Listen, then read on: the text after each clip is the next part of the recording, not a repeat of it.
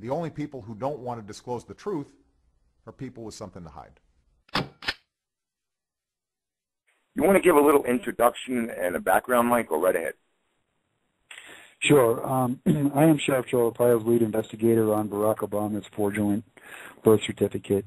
I'm a former New Jersey police officer as a detective.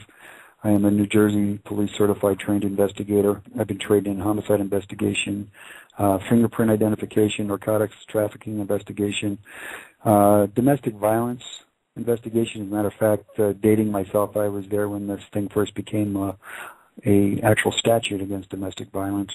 I was a licensed investigator in the state of New Jersey. I've been trained by the Maricopa County Sheriff's Office in investigation and interview techniques, surveillance, counter-surveillance, high-risk criminal detention and detection, and felony apprehension. On top of that, I've received Arizona Post Certified training in homicide investigation, cold case homicide investigation, and currently I am working with Sheriff Arpaio on probably one of the most pertinent matters to face our country in its history, a fraudulent birth certificate produced by the President of the United States of America. Great, and that's why we're here, and that's why I asked you to come on the show, Mike, because this matter is so urgent because it's being swept under the rugs.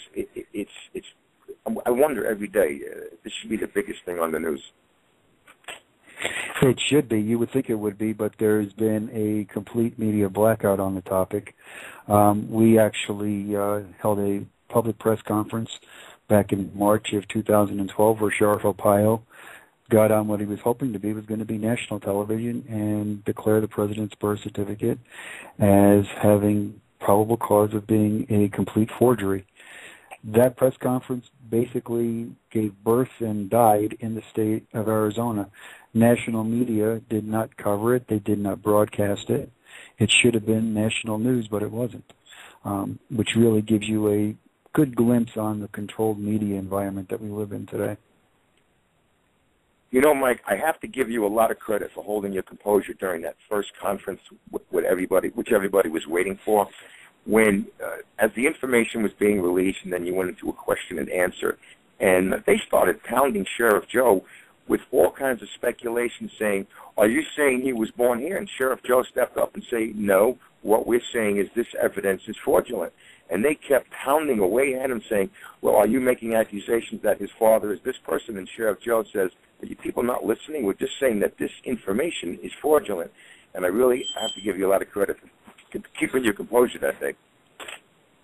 Well, you know, I kind of was taken back. You know, we just went through, I guess, about an hour and a half presentation of forensics evidence explaining to the public what we have, and they basically sidestepped all that. And they wanted to make that presentation what they wanted it to be and not report on what it was. And we have always maintained we are not leveling an accusation against the president. We are telling you that there is a fraudulent document representing his birth event in the state of Hawaii, and it has been proffered across the nation via press conference, national media, and the Internet. And that's a problem. It's a fraudulent document. Where he was born, who his parents are, we don't know, and we're not making an accusation. But what we're saying is, because that document released is fraudulent, all the information on that document is suspect. Totally agree with you, Mike. Great. Mike, you want to take one or two calls? I do have a couple of lined up here. Sure, let's do that. Mike, I'd like to ask the first question. Mike, did you ever go back to the original COLB that was released before this controversy came to light during the 2008 election? Yeah, the short form, I believe the short form that ended up being displayed was actually at one time a forged document. The very first one that was put out was a forged document, and it was later admitted to being a forgery. And then my understanding is there was a release of a short form certificate from the state of Hawaii. But a short form birth certificate doesn't give you the pertinent information. It is a very generic document. It doesn't have all the information on the long form, and therefore it didn't answer any questions. And the fact that that was produced, you know, for all intents and purposes. I think we have lost Mike Zulu. We'll wait for him to call back. He might be in a bad cell area. I'm going to ask my callers to hold on there and be patient. And I'm going to check my connections here.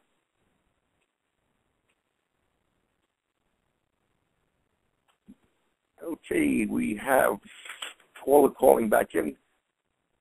I think we lost Mike, and Mike dropped out.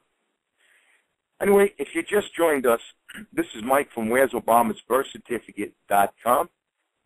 I had Mike Zulu on the air, and we were going to go to callers and start taking questions. And I had asked him about the original COLB that was released during the 2008 election. And like he said, one was fraudulent, then another one was issued. This is just a nightmare. All we want is the truth. See if we can get to the truth. I'm still waiting for Mike to come back on the air.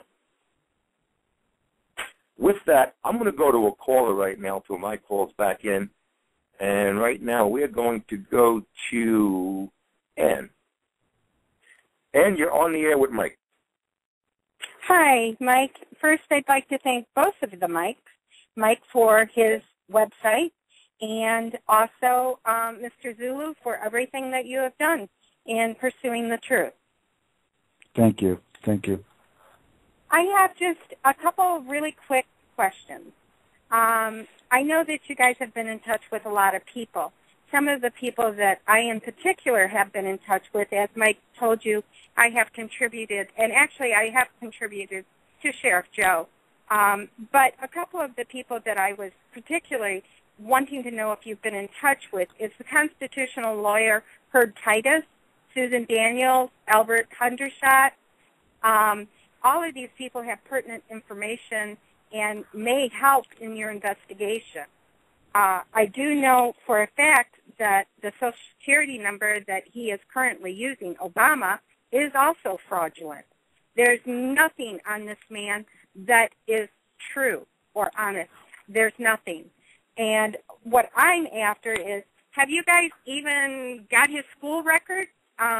It is supposed that his school records show that he's a foreign exchange student on foreign aid.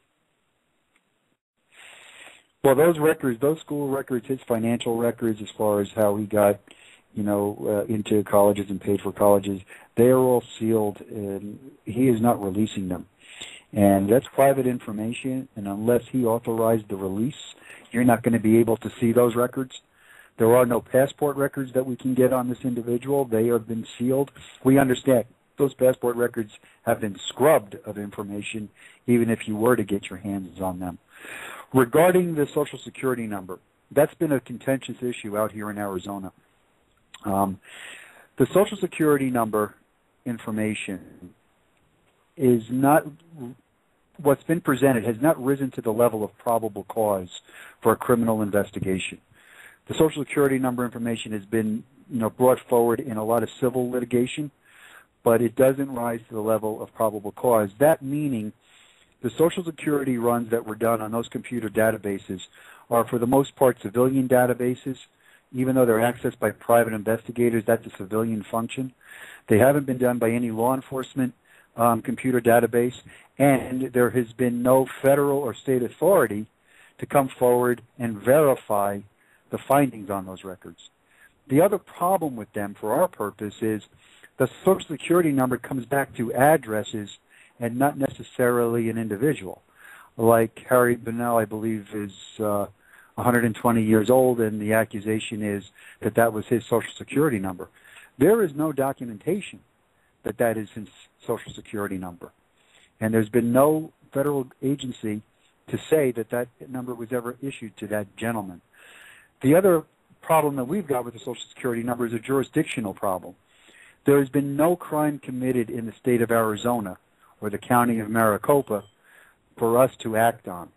The Social Security number was put on a federal document, a federal tax return, and it was uncovered on the White House website that produces his tax returns, I assume, every year for the nation to take a look at.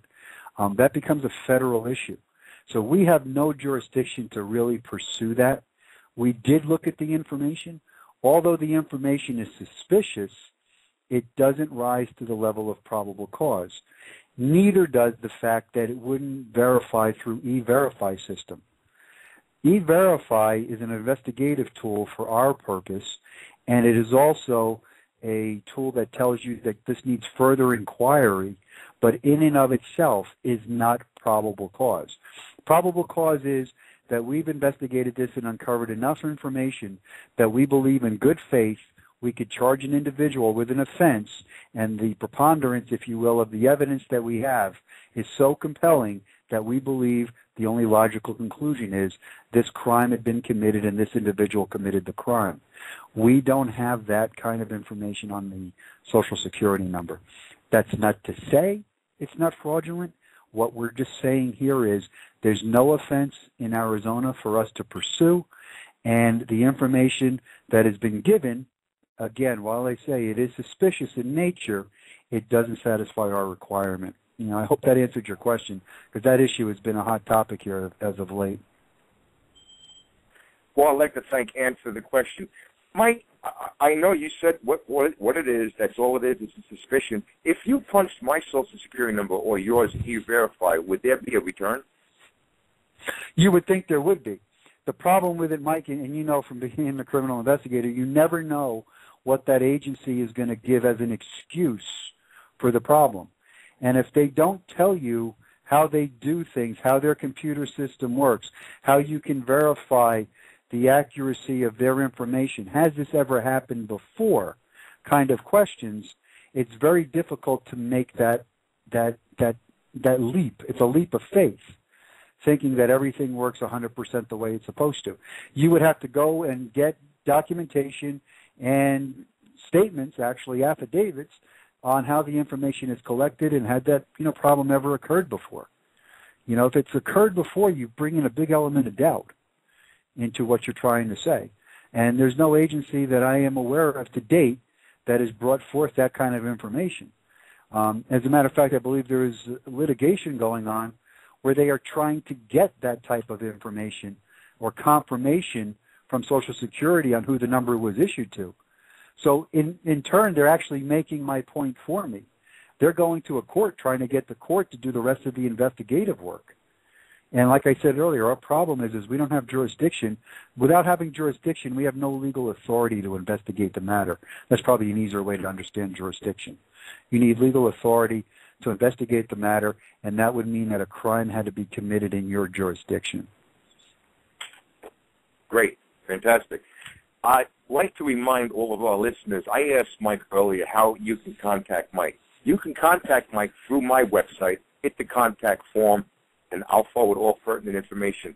And I'd also like to say, if anybody listening has some kind of information that they think is necessary or think that we need to hear, please send it to me. I'll sift through it. I'll forward it to Mike. Maybe there's somebody listening that worked in the clerk's office that knows something that hasn't been uncovered. Just send me the information, and I'll forward it to Mike. Mike, the Cold Case Posse works on donations. How can people donate to the Cold Case Posse Squad? We have a website. It is www.mcsoccp.org.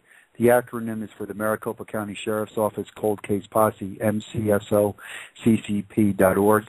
You can get some information there. We have our press conferences there for your folks to see, and other information, other interviews, and they can make a donation there, and it would be greatly appreciated. Great, and I'll have that up on the website. Mike, I'd like to ask you one more question. A lot of people keep saying this, and I don't want to put you on the spot, but they keep saying, well, why don't you just pull out the handcuffs and arrest Obama? I know there's a reason for that. Why don't you just explain how things have to go through a process? The only people who don't want to disclose the truth are people with something to hide.